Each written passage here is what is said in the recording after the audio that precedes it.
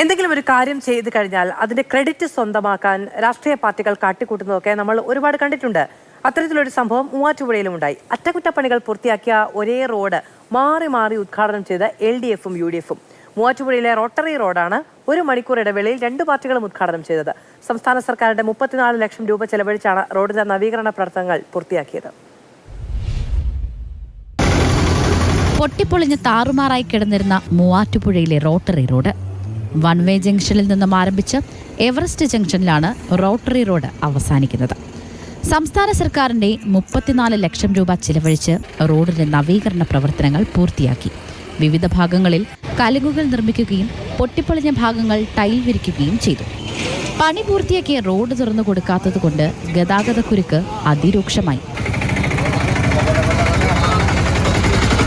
ഈ സാഹചര്യത്തിൽ റോഡ് തുറന്നു നൽകാത്തതിന് അധികാരികളെ നന്നായി വിമർശിച്ച ശേഷം LDF ഉദ്ഘാടനം പൂർത്തിയാക്കി.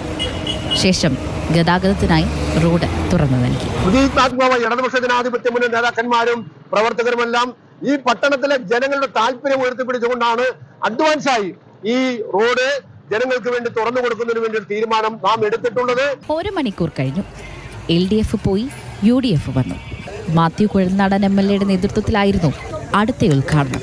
ഒപ്പം LDFനെതിരെ രൂക്ഷമായ വിമർശനവും.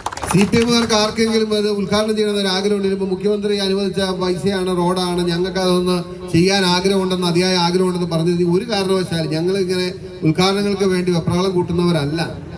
ഇനിയിപ്പോൾ എനിക്ക് സംശയം, മൂവാറ്റുപുഴയിലെ വികസന പ്രവർത്തനങ്ങൾ ഒന്നും തന്നെ ഉദ്ഘാടനം ചെയ്യേണ്ടതില്ല അല്ലെങ്കിൽ ജനങ്ങൾ അറിയേണ്ടതില്ല എന്നൊരു നയം CPMനുണ്ടോ എന്ന് എനിക്കറിയില്ല.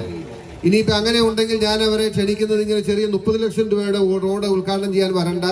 ഇവിടെ ഉദ്ഘാടനം ചെയ്ത സഖാവിനെ 2 വലിയ ബൃഹത്തായ പദ്ധതികൾ ഉദ്ഘാടനം ചെയ്യാൻ ബാക്കിയുണ്ട്. സംസ്ഥാന സർക്കാരിന് അഭിവാദ്യമർപ്പിച്ച് LDF പ്രവർത്തകരും MLAക്കും ജനപ്രതിനിധികൾക്കും അഭിവാദ്യമർപ്പിച്ച് UDF പ്രവർത്തകരും സ്ഥലത്ത് ഫ്ലെക്സ് സ്ഥാപിച്ചു. ഇരുകൂട്ടരും മാറി മാറി ഉദ്ഘാടനം നടത്തിയെങ്കിലും പ്രദേശവാസികളെയോ വാഹനയാത്രക്കാരെയോ ഇതൊന്നും ബാധിച്ചില്ല. നിങ്ങൾ എന്തെങ്കിലും ചെയ്തോളൂ, നഗരത്തിലെ ഗതാഗതക്കുരുക്കൊന്ന് മാറിക്കിട്ടിയാൽ മതിയെന്നാണ് പൊതുജനങ്ങളുടെ പക്ഷം. മാതൃഭൂമി ന്യൂസ്.